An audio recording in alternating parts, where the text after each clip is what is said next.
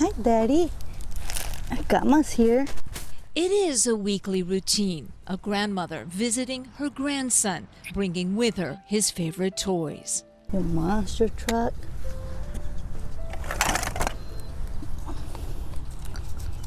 Your Hulk. She talks to him.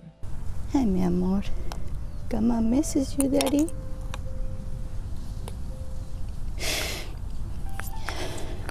And she makes him a promise over and over again. Told him, mijo, you know, I'm just your Gama, like they say, but this Gama is your voice.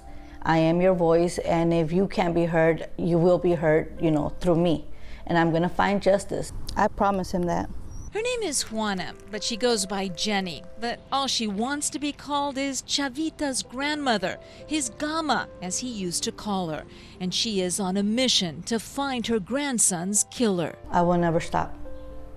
To that day, I get that phone call from the detectives telling me, you know what, we have him. He's behind bars. Until then, I'm not stopping. The justice Jenny seeks is for Salvador Esparza III, little Chavita. He was only 4 years old when on a hot summer night in 2016, someone shot into the Altadena house where he was staying with his mother, firing straight into the home over a dozen times. One man was injured, the possible target in what police believe was a gang shooting. But one of those bullets also hit Chavita in the head. He didn't stand a chance, dying a few hours later. And even though she wasn't there, Chavita's parents are separated and she is his paternal grandmother, that night haunts her. I should have been there by his side. And every day I apologize to him. I tell him, I'm sorry that your Gama wasn't there. I'm sorry that I couldn't hold your hand, kiss you, and say goodbye. Almost 6 years have passed and Chavita's murder remains unsolved. You know, it's hard.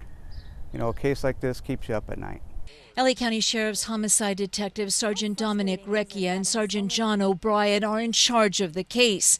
It haunts them, too. When children are involved, you just can't distance yourself. You become emotionally involved. Evidence shows that on July 5, 2016, there was an altercation between people in the home on Figueroa Drive, where Chavita was staying, and others at the apartments across the street. And at 10:40 that night, a car pulled up in front of the home with a killer inside. A monster, a coward. That's mainly what he is. He didn't have a heart. There were plenty of witnesses, police say, people who either won't talk to them or have purposely led them in the wrong direction. It's extremely frustrating that lack of cooperation from, we know that there were witnesses in the area that saw what happened. As detectives continue to search for the man they call a child killer and a coward, Jenny is right there with them. Grandma Juana is a fireball. She is doing what grandmas do, and we respect her for that. It is a full-time job for her. Her home, her heart, even the family's classic car all center around Chavita. She calls detectives daily, scours the neighborhood for witnesses, and emails anyone and everyone who will listen, recently helping get the reward for Chavita's killer raised to $50,000. It hasn't been easy.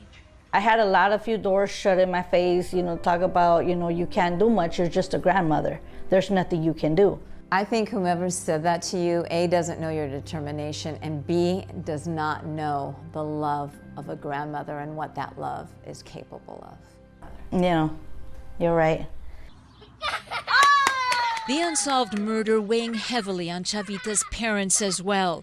Everyone hoping the higher reward will bring those who know who the killer is forward. We ask, do the right thing, give us a call, or do it for the money. We don't care. Just give us a call. Until then, fueled only by love, this grandmother plans on keeping the most important promise she's ever made. And I'm gonna find justice, and I'm gonna keep pushing, I'm gonna keep, you know, doing whatever I can until justice is served.